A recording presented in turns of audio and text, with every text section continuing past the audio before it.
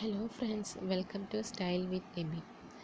ഇന്ന് ഞാനൊരു facial steaming ആണ് കാണിക്കുന്നത്.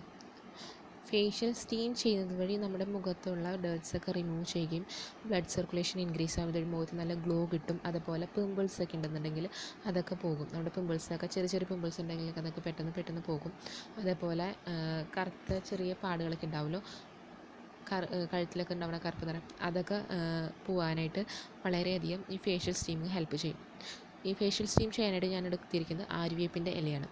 ആര്യവേപ്പിൻ്റെ ഇല നമ്മുടെ സ്കിന്നിന് വളരെയധികം യൂസ്ഫുള്ളാണ്. നമ്മുടെ സ്കിന്നിലത്തെ ഡേർട്സൊക്കെ റിമൂവ് ചെയ്യാനും പിമ്പിൾസ് കളയാനൊക്കെ ഒരുപാട് സഹായിക്കും. അപ്പോൾ ഈ സ്റ്റീം ചെയ്യുന്നതിന് വേണ്ടി ഞാനൊരു പാത്രത്തിൽ 1 കപ്പ് വെള്ളം എടുത്തിട്ടുണ്ട്. ഈ വെള്ളം രാവി വന്ന് കഴിയുമ്പോൾ ഇതിലേക്ക് ഞാൻ ആര്യവേപ്പിൻ്റെ ഇലയും അതിൻ്റെ തണ്ടും കൂടെ ചേർക്കുന്നുണ്ട്. നമ്മളിപ്പോൾ ഫേഷ്യൽ സ്റ്റീം ചെയ്തതിന് ശേഷം മുഖത്തൊരു ഫേസ് പാക്കും കൂടെ അപ്ലൈ ചെയ്താൽ വളരെ ഗ്ലോ കിട്ടുകയും നമ്മളൊരു ഫേഷ്യൽ ചെയ്തതിൻ്റെ അതേ എഫക്റ്റ് തന്നെ നമുക്കിതുവഴി കിട്ടും. അല്ലെങ്കിൽ നമുക്ക് പാക്ക് ഇട്ടില്ലെങ്കിലും ജസ്റ്റ് മോയ്സ്ചറൈസർ അപ്ലൈ ചെയ്താലും മതി.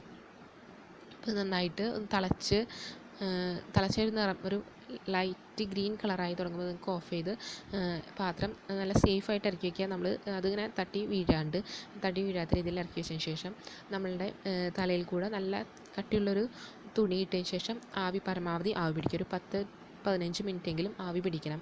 നമ്മുടെ മുഖത്ത് നിന്ന് നന്നായിട്ട് വരുന്ന രീതിയിൽ ആവി പിടിക്കണം. അപ്പോൾ നമ്മുടെ മുഖത്തിലത്തെ പോഴ്സൊക്കെ ഓപ്പൺ ആവുകയും ആ ഡേർട്സൊക്കെ ഉണ്ടല്ലോ അതൊക്കെ റിമൂവ് ചെയ്യും. ഇത് കഴിയുമ്പോൾ തന്നെ നമുക്ക് ആ ഇൻസ്റ്റൻ്റായിട്ടൊരു റിസൾട്ട് നമുക്ക് അറിയാൻ പറ്റും. നമ്മൾ ആഴ്ചയിൽ 1-2 തവണ ചെയ്യുന്നത് തന്നെ നമ്മുടെ സ്കിന്നിന് വളരെ യൂസ്ഫുള്ളാണത്. നമ്മുടെ സ്കിന്നിലത്തെ ബ്ലഡ് സർക്കുലേഷൻ ഇത് ഇൻക്രീസ് ചെയ്യും. അപ്പോൾ എല്ലാവരും ഒന്ന് ട്രൈ ചെയ്ത് നോക്കൂ കേട്ടോ.